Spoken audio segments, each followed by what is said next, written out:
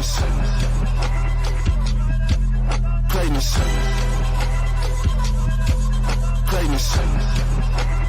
Bow, bow, bow. Greatness. Yo, welcome to the Renewing the Mind podcast. I'm your host, Tyler Sanchez, joined with me, as always, my dad, Dr. Raul Sanchez. How you doing, Dad? I'm feeling amazing. Like back in the day at NDSU, we had a saying, those who stay will play. Those who play will be champions. Once a champion, always a champion. You already know. Let's go. And there's the ring kiss. Hey, on this podcast, we teach you how to renew your perspective, move towards uncertainty, and find what's awesome about that in every situation. And never forget it. There's 2 times to be great: when you feel like it and when you don't. Yes, sir. Tonight, we're talking about the antidote for stress is structure. And so we're going to be talking about what structure does to help us in the midst of stress and stressful moments and stressful seasons. And so we're going to jump right into that. Something I've been feeling personally, something our family's been feeling, and then something also that's been on Dad's heart a little bit. So we just kind of wanted to bring that to you. Like always, if you're watching on YouTube, give us a thumbs up, ring the bell, and subscribe to the channel. If you're listening to this podcast anywhere you can consume audio podcasts, make sure you leave us a review. And then, as always, share it as much as you can. Send it to a friend, a family member. We believe our content, hopefully, we pray, changes lives, and we want as many people to hear it as possible. So with that being said, Dad, talk to us about the antidote for stress is structure. Yes. So the first thing I want to help you understand is the way you're going to beat stress is actually in the off season, or in this case, we're talking the off days at work. So just like champions are made in the off season, y'all already know. Okay. The way to beat stress and beat the war on stress is to come back on Monday or whatever your first day back off of work, from vacation or from your, weekend holiday or something like that. The number one way to beat it is to be completely decompressed when you hit your Monday. So the number one thing I want you to understand is we always talk about like how you respond to stress is the way you beat stress. And that's only 50% true. This research comes from Emotional Intelligence. There's a book. You can go get the book. There's also Emotional Intelligence 2.0. This is some of their research, Dr. Bradbury. The concept is how you show up with stress in the face of stress, how you react. Yes. In that instance, that's how you win that war. But let's assume you've worked 5 days and you're just kind of beat. You come home, let's just say typical Monday through Friday, you come home Friday night, you order out, you eat kind of bad. And then Saturday hits, and then what? What I tell you, what I see like in my clinic is somebody expects somebody else to do some chores. Somebody else is cashed out, crashed, whatever, especially right now. If you got fantasy football, if you're a football player, people literally just lay around and watch football. So the best time of year. It's the best time of year. Amen. Football and hunting. All day Saturday, all day Sunday, Monday night, Thursday night. Okay. I ain't even going to lie. If there was a nation that played football year round, you could hunt year round. Like I'm in. Hey, you just come by my house as is and I'm out. I'm out. By my house. I'll give you my house. Okay. So the second way you win. So 50% of the battle is how you show up in the face of stress, right? The second 50% is how do you actually create structure on your off days. For example, when the boys were young, we woke up, everybody slept in. We had this thing called Saturday eggs where I'm basically the shorter to cook. And then the whole family gathers around, has a big hearty breakfast. And then from there, we've got 2 hours, like 11 to 1 to get some chores done. And then the deadline's at 1. Once we hit the 1, everybody's done. And then we'd go do family fun day, paintball, archery, fishing, whatever we could do, whatever we had around. And that's just how I structured it back then. And it runs pretty much the same now, but since we only have one child, it's not as stressful, except sometimes drama hits the fan, if you know what I'm saying. But it seems like she don't have to do chores. She don't have to clean the bathroom. Stop lying. No. She don't do the chores I had to do. No. Here's the deal. I'm the only one who has to do garbage. I'm the only one who has to poop scoop. I'm the only one who has to clean my bathroom. Yeah, that's facts. That's what we hear all the time. But when Tyler was young, he was like, I'm the only one. And then when the boys were young, Tyler was like, they still don't do chores like I did. I'm like, okay. I could tell him the story where I walked uphill and privilege with they live. Yeah. So here's the idea. I want you to think about this. Like, how do you beat stress in the off days when you're exhausted?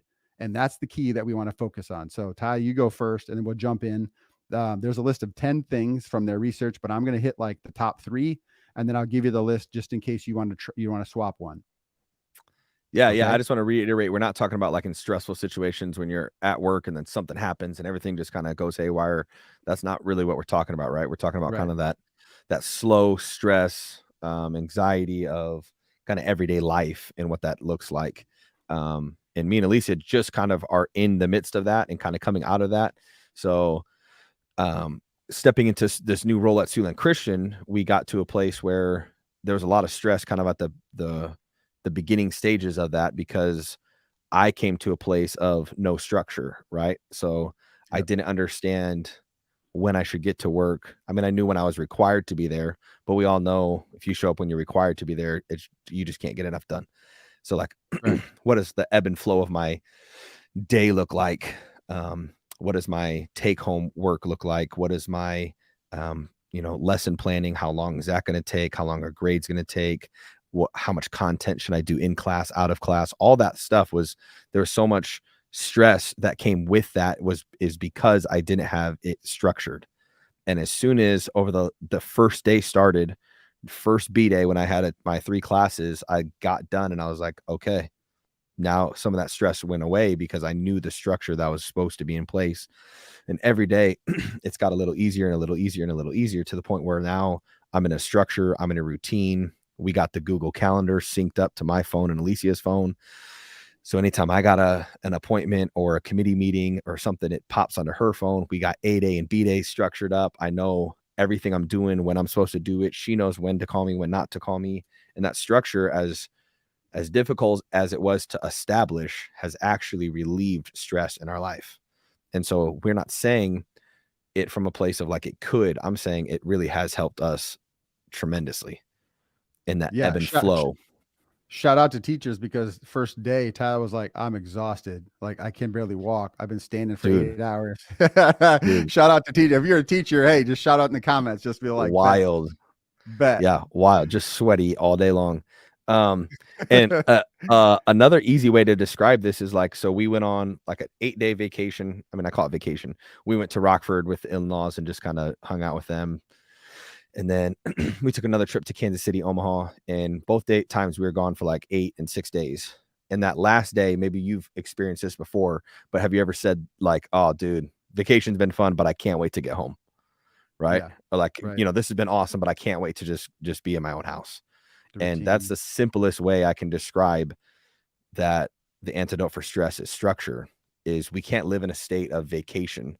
We can't live in a state of unknown. And a lot of the anxiety and a lot of the stress that came with this new position was, man, what time do I need to wake up tomorrow to be able to finish my lesson plan before this started? Or what time do I need to do this? What time do I need to get there to get my room set up to go to the copier, make 50 copies, cut them, 3-hole punch them, put them in a binder? Like, what's the time frame for that? It was just all this unknown, and structure in that scenario has like tremendously helped us out a lot. So I'll say, if you're in a place where you're struggling and you feel anxious and stressful, man, get someone that can give you a to-do list, get someone that can get you plans put in a calendar, written down. So now when I lay down for bed, I double check my calendar for the next day, and it relieves my stress. I can lay down knowing, okay, everything's in line. Everything I'm supposed to do is planned out for the week. I'm not going to wake up and forget an appointment or forget to get somewhere on time, because it's all structured, and that structured has eased my stress because it's been put into place, and I know exactly what I'm supposed to do and where I'm supposed to be. Does that make sense? Yeah, perfect. And okay, I'll give you another quick example. So like Valencia had her first test in her Bible class with Pastor Tyler. Lay down the law. And she started looking at the study guide. Biblical worldview. I'm not gonna drop names, but she just got instantly, she like opens her stuff, gets overwhelmed. This is like at 8:30, I think.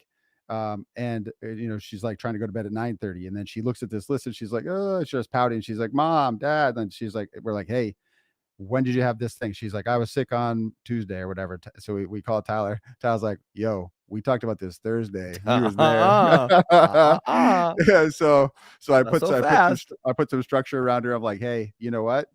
I don't know if you lied, but what you told me was misinformation. So if you don't pass this test, your phone is mine for 7 days. Because she tried to give us this like sob story, like because she literally was sick. She missed school on Tuesday, And so she gave us a sob story. Okay. So anyway, Not so so she fast. tries to study, and then she comes up and she has a little tablet flipped around, and she's like, Dad, look at this list.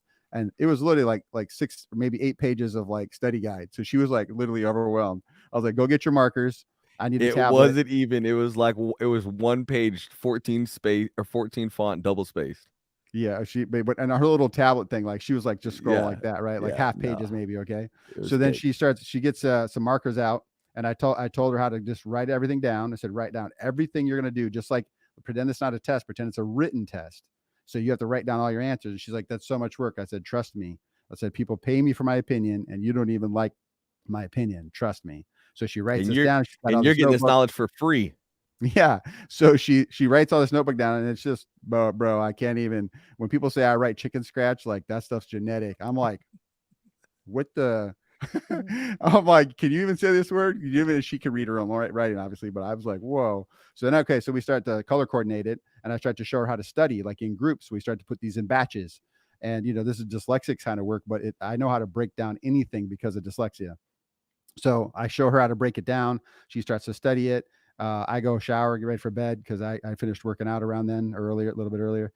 And then she comes up and gives me this big old hug because she had structure. She came up and she just gave me a hug. She said, thank you, Daddy. And I said, I love you. I said, but listen, here's what I want you to do. You study this part, then you go back to this part, and then you go back to that part. So we kind of broke it into thirds. And then I think she got like 50 out of 52 or something. So she did really well for her first test. Okay. But here's my point.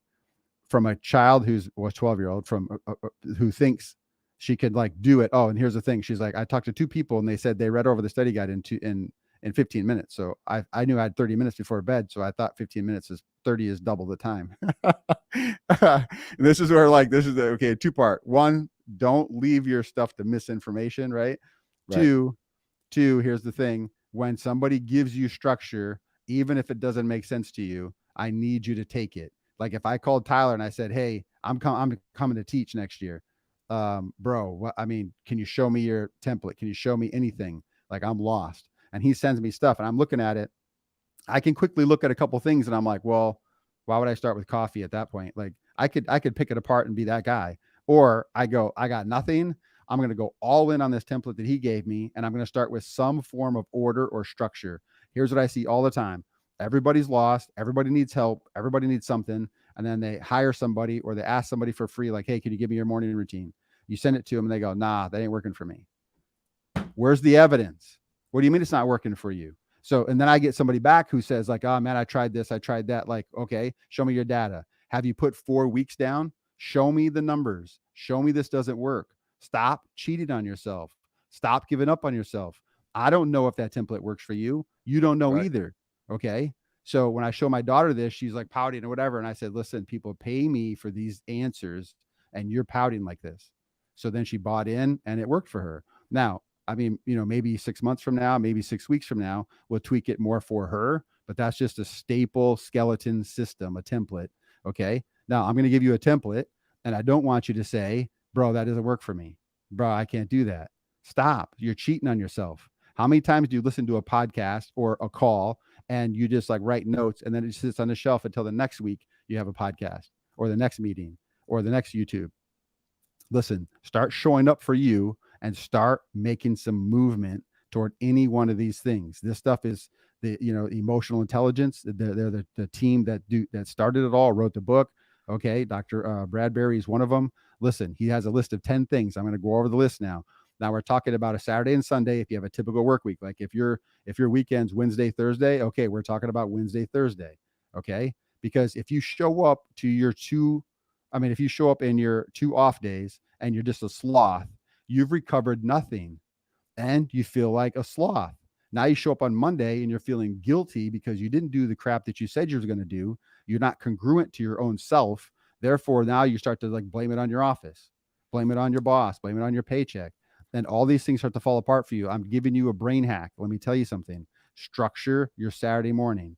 Now, you can take the whole rest of Saturday afternoon off. We're going to get to that. Or take all Saturday off and then structure your Sunday. We're going to work on that. Okay. All right. So here's the list. Hold on before you go into that, because I know like I'm ready, bro. I'm ready. Yeah. Chill. I know that when there's been times where we've had some stuff to do around the house for Saturday and Sunday. And I'm like, no, we just can't, like I'm exhausted. You're exhausted. Let's just chill. And I know that there's moments for that, and we'll get to it in a second, but it almost causes more stress and more hurt to push that onto the next week. Cause now you got last weekend's chores or last weekend's problems or last weekend's issues. Now you got 2 weeks of issues on a Saturday that you got to accomplish. So rather than doing like half Saturday, now you got a full Saturday, which then the recovery is horrible. And that's where I'm at now. So like I got my Monday through Friday structured perfectly. Well, not perfectly, but it's an ebb and flow. We're getting there. It's relieving the stress, the more structured it becomes. But now my weekends are getting a little tougher. Like my grass, dude, do not drive by my house right now. That when I say knee high, I mean knee high.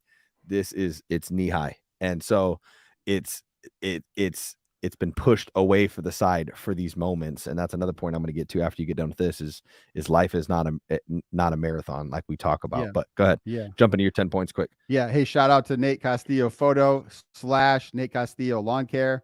I paid him to come hook up my yard the other day because we're just swamped. Just working on some executive coaching stuff for my coaching clients. I'm about to work out a deal too. Yeah. So I'm just saying, I don't know if you all get the hook up, but yeah. All right. Go through that 10 list. Okay. So hold on. Wait. So sorry. Karen Beckert says, are you guys saying building up a routine to reduce stress, structure / routine are the same concept when it comes to this topic? Correct. Yes. Correct.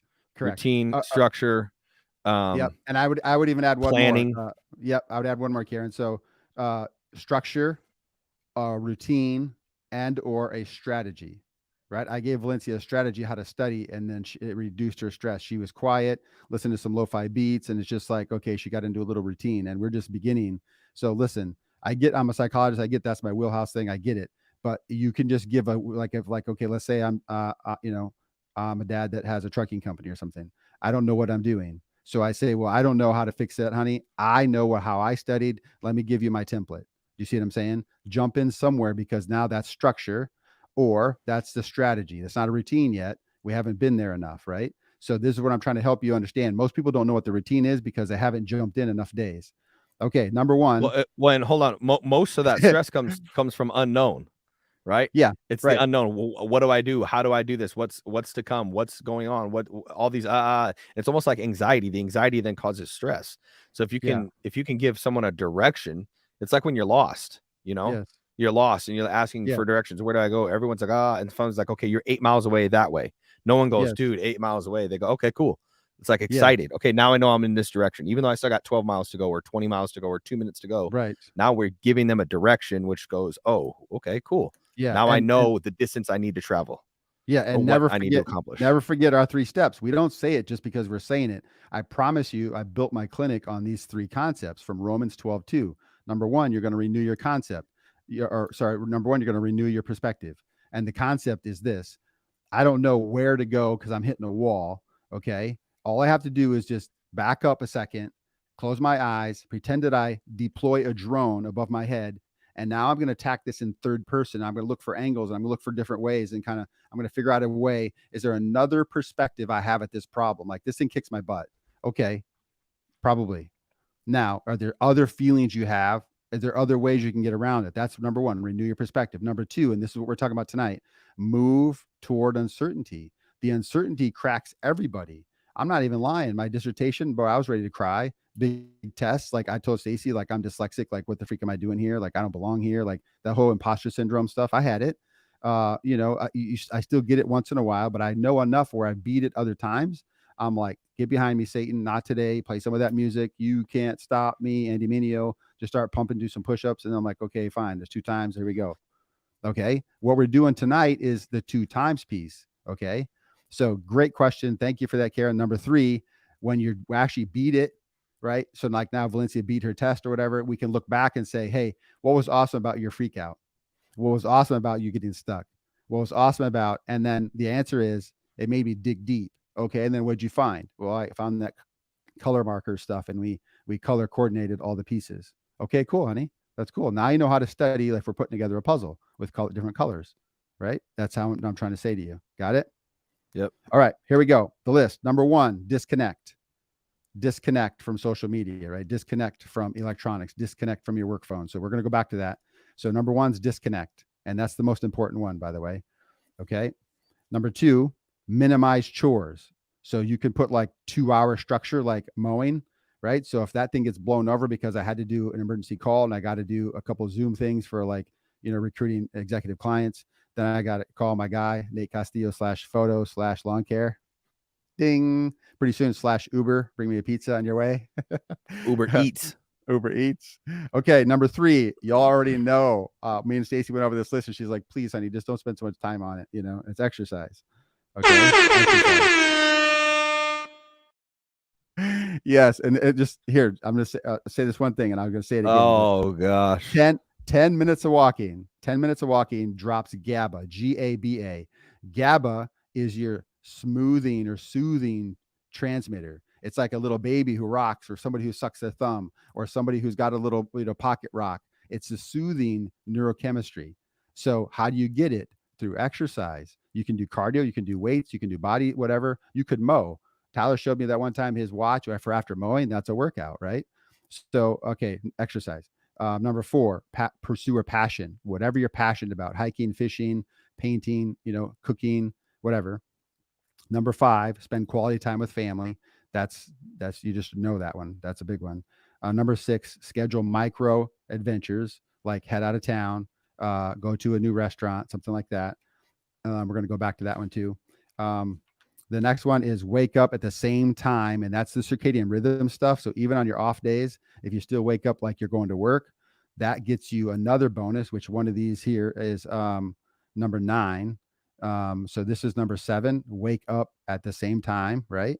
That connects to number 9, which is designate mornings as me time. Okay. I know I skipped number 8. Okay. Number 8 is reflect. So like if you're going to journal on what worked for me last week, what didn't work for me last week, what's something at my work that doesn't serve me anymore, what can I shed? So that's like reflecting, journaling. Okay. And so number 9, I already mentioned, designate mornings as me time, but you can't do that if you sleep in until the kids get up. Okay. So if you wake up at the same time you went to work, you actually maybe have an hour or two, because kids typically might sleep in on the weekend. So now you can sneak some coffee. You can even run to Casey's, do whatever, like have a little bit of me time. And then the last one, number 10, is prepare for your upcoming week. Don't let Sunday night come and you're swamped for the week. So take Sunday night, right? 5 o'clock shutdown, and then start planning for that next night. All right, for people taking notes, hit them 1 through 10 real quick again, just in order. Okay. Boom, boom, boom. Number 1, disconnect. Number 2, minimize chores. Number 3, exercise. Number 4, pursue a passion. Number 5, spend quality time with family. Number 6, schedule micro adventures. And number 7, wake up at the same time. Number 8, reflect. Number 9, designate mornings as me time. That's important if you have kids. And then number 10 is prepare for the upcoming week. I just put them in the chat too. Perfect. Okay. Any questions quick? Because then I want to go over like the 3 that I see in the clinic that work really well. Nope. Okay, cool. So number 1 obviously is the disconnect one. And this works a lot for people who own their own business, and also for people who do things like sales calls. Because if you're a salesperson and you get like somebody text like, hey, do you have time? And maybe you're like, it's family time, but you think, man, I could get a commission check. It's so hard to say no, but let me tell you something. I look at it this way. Okay. Whoever's calling you after hours and says, hey, do you have time? That person is breaking some kind of time boundary for him or her. And that hour that you're going to take steals from your wife and kids. So like that commission check better be enough. Would you pay your kids and wife that much? Like if it's a small check and your wife and kids is more than that, don't take the call. So here's what I always tell people. I'm like, listen, you kill it at work and that's great. But right now you're sucking at home, and that sucks, because a true businesswoman, a true businessman, like you've got to be able to hold it down in both places. It's congruent. I can't just rock it at the office and come home and my life fall apart, because that builds so much stress and tension that I come back into the work week again, stressed and tense. And then now I have high blood pressure. Now I'm on medication, and now like all these other pieces. Okay. So I want you to grab this idea. If you can, go off the grid 1 full day. That's your goal. So either Saturday or Sunday. One of those days could be a partial work day. We'll talk about that in a second. But if you could take 1 full day, don't answer any work calls, no work emails, No notes, no nothing, just off the grid. Okay. For me, that's easy to do Saturday because Friday I'm kind of burnt out. So like it's easy for me to chill on that first Saturday morning piece. Now, Yep. if you can't, like it's just too busy, like you're the only guy, let's say you're a one-man business person. I don't know, let's say you're a welder or HVAC person and you're a one-man show. I know that's super hard because like, you know, you don't want to lose business. So then you'd say this, hey, are you available right now? Actually, I'm not. I'm at my kid's soccer game, but I have a window of time from 1 to 3 if that works for you, right? Don't tell them I'm available because they'll use your time. You tell them, this is me. This is when I have. If you can, great. If not, I'll hit you up Sure. next week. Okay. Because here's the idea. Like, so for Tyler, if they got little girls, like, okay, they take naps. If Tyler had to do some work, he literally could talk to Alicia and sneak and do a little bit of work during that sleep time because you're not losing the quality family time. And if it's a chore slash thing from work, like straightening up or fixing stuff or whatever, then you take a little bit off that list for next week. You know, just take a little bit off the burden. Okay. Yep. But I promise you, this number one thing, they say it's number one also, but I'm telling you right now, it's the number one issue in marriage problems. It's the number one issue in personal health problems. People call it self-care. I call it recovery. How are you going to recover from your stress? Okay. And if you Yep. can't do that, then if I'm your client Monday morning, I pay for it because you show up like half available, like you're not all there, and Right. y'all already know, right? So I want you to really focus on this. Like, if you don't think about anything else, think about this one. And here's some research. It's pretty amazing. Number one, okay, the 50-hour work week is still the best as far as up to productivity. So you can work up to 50 hours and still feel very productive, just like it was a 40-hour or 30-hour work week. That 50 to 55, you lose productivity. And at 55, it like falls off the cliff. So when people work like 70 hours, that 70-hour work week, that person was no more productive than me at my 50 hours or 55 hours. So it's people who like grind and be like, try to work 90 hours and all that kind of stuff. You're just killing yourself physically. And that builds inflammation and stress and gut bacteria problems. And then now you're on a bunch of medicine and you have all these autoimmune disorders and nobody can figure them out. And the reason is because when you're not facing any stress, you're stressed out completely. Your body knows you're stressed. And this is what we always say, like, man, I don't even know what's wrong. Like, I got nothing problem. Like I'm straight. No, you're not, because underneath, you know, you don't do what you say you're going to do. And that causes stress. Okay. So don't think, oh, I'm a workaholic kind of guy. Unless you're like Elon Musk and you're a billionaire, then you can literally have a VA, a virtual assistant, or like executive assistants or whomever, or teams, just point them all and they all go. So the reason why he can work 100 hours a week is because he's creative. So he's on drawing boards, he's on AutoCAD, he's talking to teams, he's literally just creating. He's not physically grinding. He's not, putting circuits together. Okay. So I want you to think about this, like focus for you, 50 hours or less, 55 max. And then I want you to start to recover because our families are paying for it, right? Break down to the family. That's a big one. So that's number one. Any questions on disconnect? Nope. Hit us with number 2. Okay. Number 2, I cheated. I combined 2 of them because there's 2 times, brother. Okay. Exercise. We talked about that. 10 minutes of walking outside produces GABA, which soothes you. That's literally like your pacifier, right? So if I'm trying to work out, I'll be just like, mama, daddy need a passy. Oh no. Oh no. Go, move on. That's not in my notes. That's stupid. We know. All right. We know. Yeah. Okay. So, all right. It's exercise, right? And I'm going to compare that, I'm going to combine that with create a passion or chase a passion. Okay. Pursue your passion. So, okay, let's say for me that I'm going to go on a hike, right? That's 2 things. One, I can hike and that creates my workout. 2, let's say I'm mushroom hunting or something, or I'm scouting for deer hunting land or something. And then there's this other piece called green therapy, which is when you're around a bunch of trees, it actually recycles your oxygen. So you actually feel better. You just feel like way better just by walking by trees. So if you're going to take a walk, try to take a walk in a park versus like just in your blocks. It's actually 3 of them because you also knock out micro adventures. Oh yeah, bro. That's my next one. Cause that's the best one. You're combining like 4 of them. That would actually be great. Actually, yeah. So, and if you do it in the morning, then it's me time in the morning.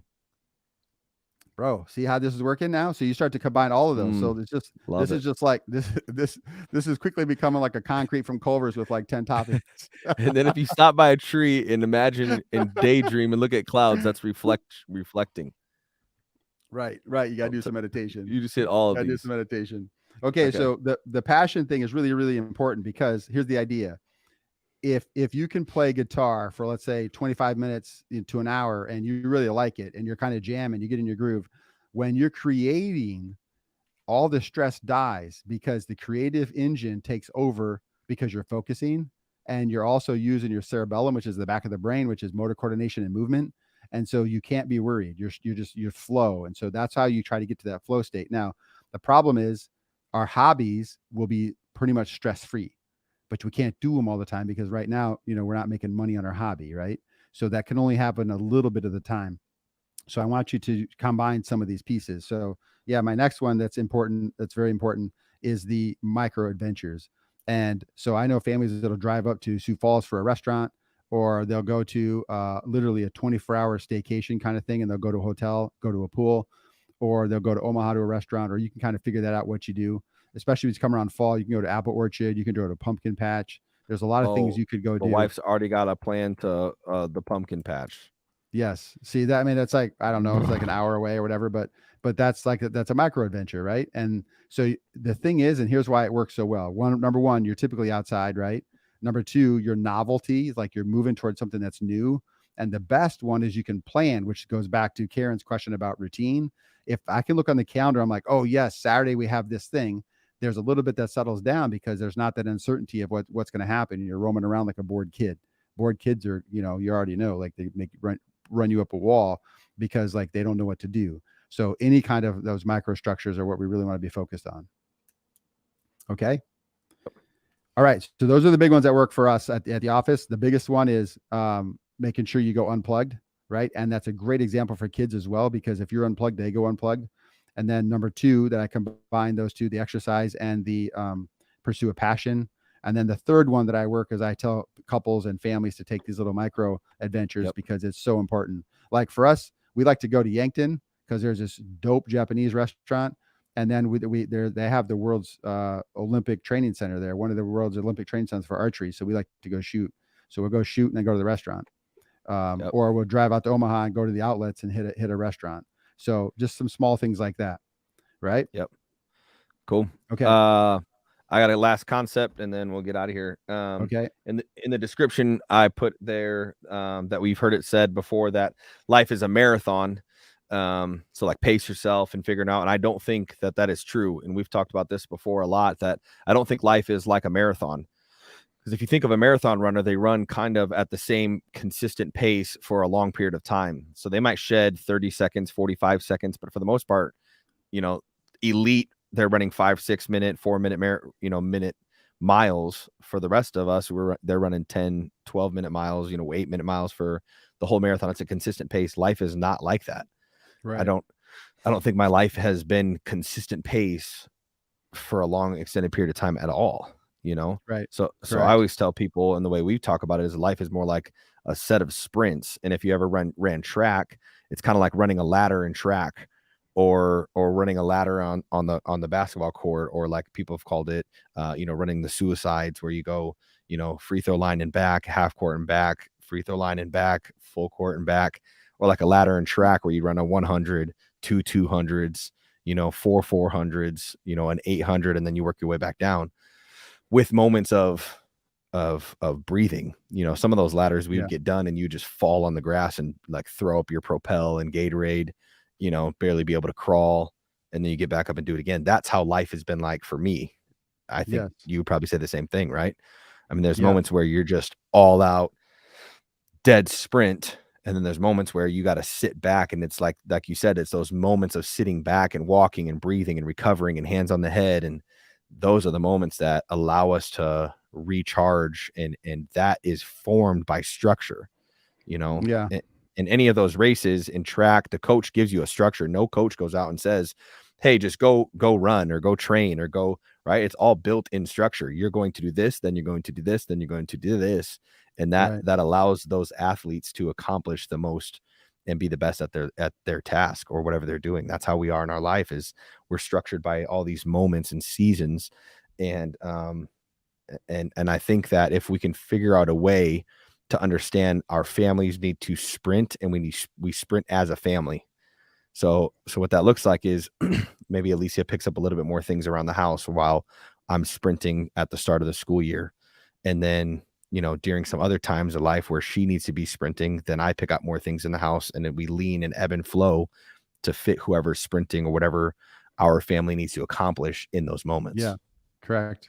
Correct. And what we do typically is we try to do 90-day sprints.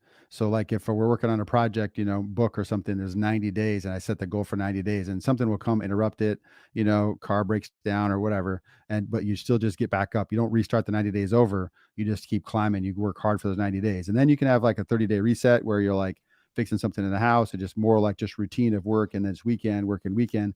But if you have to be able to run in those 90 days or 30 days to get stuff done, because otherwise you can't make up that time. And during those times, no, go ahead. During those times, I wake up at 4 a.m. to get my work done before everybody gets out of that, wakes up out of the bed. Even now, right. I'm in a big run right now. I'm doing that unrequired challenge, and I'm working on some executive coaching materials. Oh, we see with your plank pictures every day. It holds me accountable, man. But sometimes, like even when you said 90 days, I just went like, sometimes right. I'm sprinting for 5 days because I filmed a video Monday and I got to get it to the client Friday.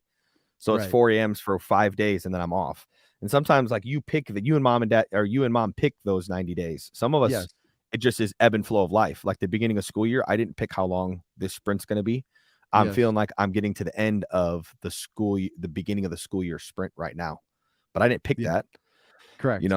But going into it, me and Alicia sat down. Okay. We're unknown. When I left Morningside, we were in such a routine that it felt almost like it ran itself. Yeah. And so I go from that to hopping into this where I'm just like, whoa. And I'm comparing this to the 7th year of ministry at Morningside. And it's hard for me to compare this to the first year of ministry at Morningside, which was probably felt a lot like this. It's just 7 years ago and 3 kids later. I can't really remember how crazy that time frame was, but we go in those ebb and flows. And the last thing I want to do is there's a song by Hillsong. It's called Seasons. I'll throw it in the comments right there. Okay. What it went us to. Anyways, it says this. Hillsong Seasons. It says, I can see the promise. I can see the future. You're the God of seasons, and I'm just in the winter. If all I know is of harvest is that it's worth my patience, then if you're not done working, then I'm not done waiting. And some of those seasons are waiting. And I think waiting is sometimes most stressful season of all. I think when you're idle, scripture talks about the idle mind.